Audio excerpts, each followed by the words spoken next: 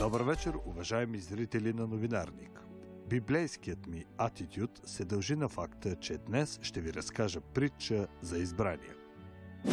Делян Славчев Пеевски се родил в тихата нощ в своята скромна ясла.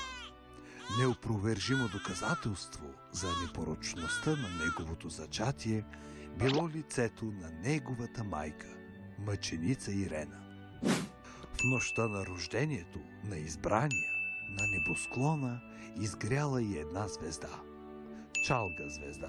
Представям ви Цветелина Янева!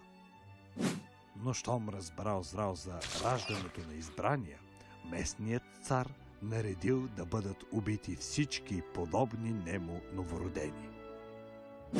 Малко след това в яслата пристигнали тримата влъхви и поднесли даровете си на избрания.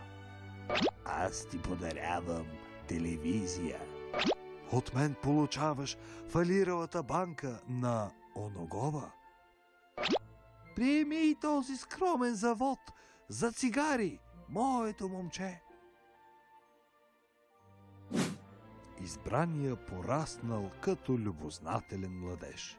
Някъде по това време лукавия се опитал да го изкуши.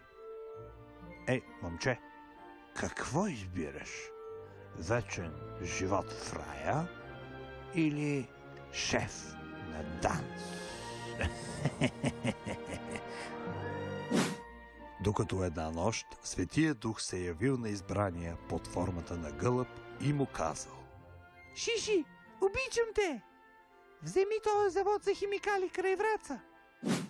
И така според религиозната традиция дошло време избрания да бъде пренесен в жертва на хората. Момент! Преди това, разбира се, тайната вечеря.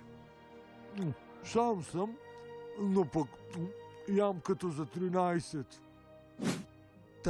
Дошло време избрания да бъде принесен в жертва на хората. Чакайте! Не може ли някой друг да се жертва вместо мен? Момент, да видя в свещените книги. Може?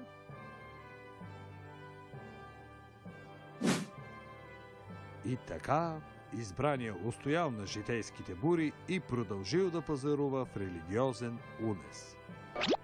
Разкаляй се от тук! Тази пустиня вече е частна собственост.